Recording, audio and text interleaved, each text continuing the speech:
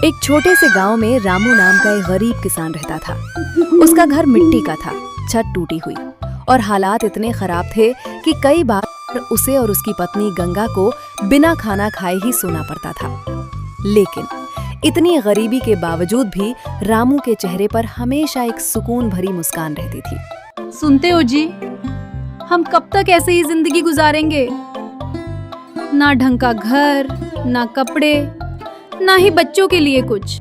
गंगा, भगवान ने जितना दिया है उतने में खुश रहना सीखो। मेहनत करेंगे तो एक दिन सब ठीक हो जाएगा। हर सुबह सूरज निकलने से पहले ही रामू उठ जाता, अपने पुराने फटे कपड़े पहनता और खेत की ओर निकल पड़ता। उसके पास सिर्फ आधा जमीन थी, जिससे ना के बराबर फसल होती थी। फिर भी वो पूरे मन से मेहनत करता। एक दिन खेत में काम करते करते रामू को मिट्टी में कुछ चमकता हुआ दिखाई दिया। वो थोड़ा झुका और मिट्टी हटाकर देखा तो उसके होश उड़ गए। वो एक सोने का सिक्का था। ये सोना है? रामू, ये मौका है, इसे रख ले, तेरी गरीबी खत्म हो जाएगी। नहीं, ये किसी और का है, इसे रखना चोरी होगी। रामू कुछ देर चुप रहा, फिर उसने गहरी सांस ली। नहीं, मैं गलत रास्ता नहीं अपनाऊंगा। उसने सिक्का उठाया और सीधे गांव के मुखिया के घर की तरफ चल पड़ा। मुखिया जी गांव के सबसे अमीर और समझदार इंसान थे। रामू ने उनके सामने जाकर कहा, मुखिया जी, मुझे खेत में ये मिला है, शायद ये किसी का खोया हुआ है। मुखिया जी ने सिक्का देखा और अरे रामू, ये तो सोने का सिक्का है, तू इसे अपने पास भी रख सकता था। नहीं मालिक, जो मेरा नहीं है वो मैं कैसे रख सकता हूँ? ईमानदारी ही सबसे बड़ा धन है। मुखिया जी रामू की बात सुनकर बहुत खुश हुए। सच में बहुत ईमानदार आदमी है। आज के जमाने में ऐसे लोग बहुत कम मिलते हैं।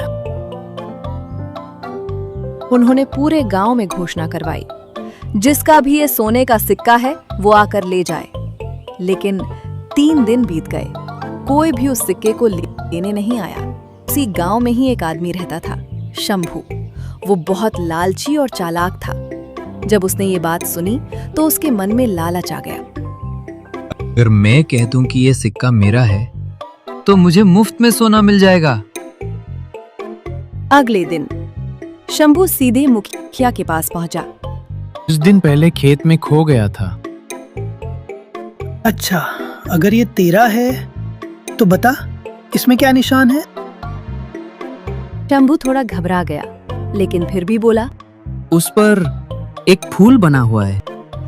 मुखिया जी ने सिक्का निकाला और सबके सामने दिखाया, लेकिन उस पर कोई फूल नहीं था। गांव वाले आपस में बातें करने लगे। ये झूठ बोल रहा है, लालच में अंधा हो गया है। शंभू, तू झूठ बोल रहा है, ईमानदारी का मजाक मत बना। शंभू शर्म से सिर झुकाकर वहां से चला गया। उस रात रामू अपने घर बैठा था। गंगा ने पूछा, क्या हुआ? तुम कुछ सोच रहे हो?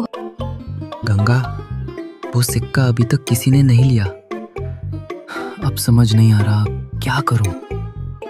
शायद भगवान तुम्हारी परीक्षा ले रहे हैं, देख रहे हैं तुम कितने सच्चे हो। हे भगवान, मैं बस सही रास्ता चुनना चाहता हूँ। लेकिन उसे नहीं पता था कि उसकी ईमानदारी की असली परीक्षा अभी शुरू होने वाली है। अगली सुबह रामू जल्दी उठकर फिर से अपने खेत की ओर निकल पड़ा, लेकिन आज उसके मन में अजीब सी बेचैनी थी। वो सिक्का आखिर किसका है? और अगर किसी का नहीं है तो क्या मुझे उसे रखना चाहिए? वो चलते चलते खुद से ही सवाल करता जा रहा था। खेत पर पहुंचकर जैसे ही उसने हल चलाना शुरू किया, अचानक उसका हल किसी सख्त चीज से टकराया। रामू झुककर मिट्टी हटाने लगा और जो उसने देखा उसे देखकर उसकी सांसें रुक गईं। मिट्टी के अंदर एक छोटा सा घड़ा दबा हुआ था। रामू ने धीरे धीरे उस घड़े को बाहर निकाला। उसका दिल जोर जोर से धड़क रहा था। कहीं इसमें भी कुछ। उसने कांपते हाथों से घड़ा खोला और जैसे ही ढक्कन हटाया उसकी आंखें फटी की फटी रह गईं। घड़े के अंदर सोने के कई सिक्के भरे हुए थे। रामू वहीं बैठ गया।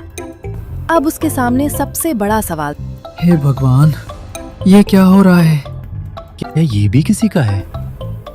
या ये भगवान की तरफ से मिला है? उसके मन में फिर वही दो आवाजें गूंजने लगी। रामू, ये तेरी किस्मत है। इतना धन तेरी जिंदगी बदल सकता है। लेकिन नहीं, ये भी किसी का हो सकता है। अगर तू इसे रखेगा तो ये भी गलत होगा। रामू ने आंखें बंद की, कुछ पल सोचा और फिर फैसला कर लिया। नहीं, मैं फिर वही करूंगा जो सही है। रामू घड़ा उठाकर फिर से मुखिया के घर पहुंचा। गांव वाले उसे देखकर हैरान रह गए। अब क्या मिला इसे? ये तो बहुत भाग्यशाली है। मुखिया जी, मुझे ये भी खेत में मिला है।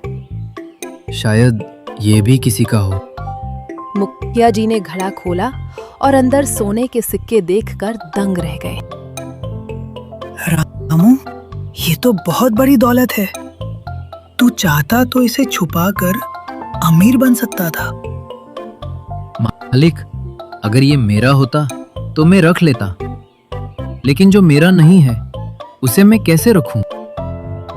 रामू, तू सच में अलग इंसान है। उधर शंभू को जैसे ही ये खबर मिली उसका लालच और बढ़ गया। इस बार तो मैं मौका नहीं गवाऊंगा। इतना सारा सोना अगर मुझे मिल जाए। वो तुरंत भागता हुआ मुखिया के पास पहुंचा।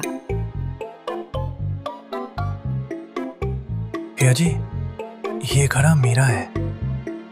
मेरे दादा ने इसे खेत में छुपाया था। ते झूठ बोल रहा है। अच्छा, अगर ये तेरा है तो बता, इसमें कितने सिक्के हैं? शंभू हड़बड़ा गया। वो करीब 50 होंगे। मुखिया जी ने तुरंत घड़ा खाली करवाया और गिनती करवाई, लेकिन उसमें 100 से ज्यादा सिक्के थे। गांव वाले चिल्लाने लगे, झूठा, लालची। मुखिया जी गुस्से में बोले, शंभू, तू बार बार झूठ बोलकर गांव की ईमानदारी को खराब कर रहा है। अब तुझे सजा मिलेगी। शंभू डर गया। मुझे माफ कर दीजिए, मैं लालच में आ गया था।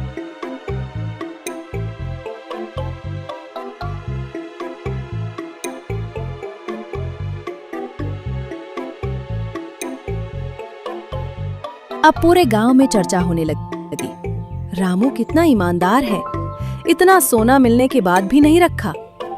मुखिया जी ने सबको इकट्ठा किया और बोले, आज मैं एक फैसला लेने जा रहा हूँ।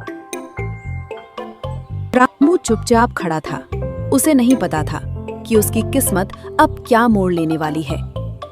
पूरा गांव चौपाल में इकट्ठा था।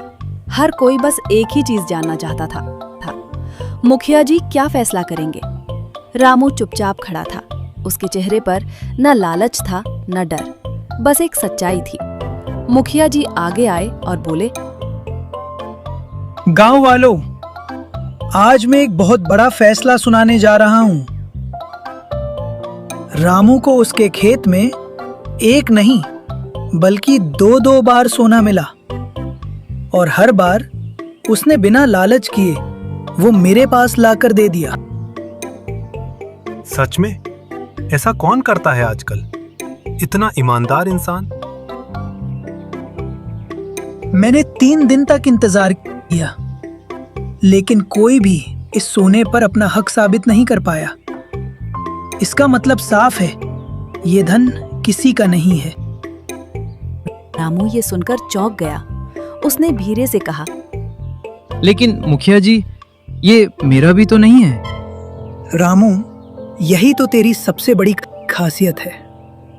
तू इस धन का हकदार है, इसलिए आज से ये सारा सोना रामू का हुआ। मुखिया जी, क्या मैं सच में इसका हकदार हूँ? हाँ रामू, ये तेरी ईमानदारी का फल है।